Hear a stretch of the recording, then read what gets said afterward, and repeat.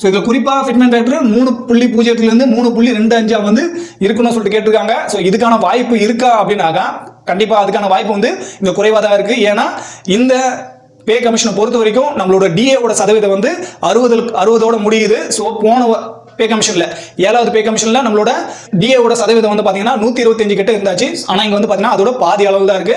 So இது வந்து fitment factor என்னவா அமைதுன்னு சொல்லிட்டு நம்ம காத்திருந்தா வந்து பார்க்கணும்.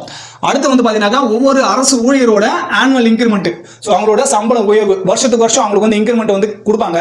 ஸோ அந்த இன்கிரிமெண்ட் வந்து பாத்தீங்கன்னா ஒன்று ஜனவரிக்கும் இன்னொன்று வந்து பார்த்தீங்கன்னா 1 ஜூலைக்கும் வந்து கிடைக்கும். அதாவது யாருக்கெல்லாம் 1 ஜனவரி இருக்கும் அவங்களுக்கு வந்து ஜூலையில் கிடைக்காது, யாருக்கெல்லாம் ஜூலையில் இருக்கும் அவங்களுக்கு வந்து ஜனவரியில் கிடைக்காது.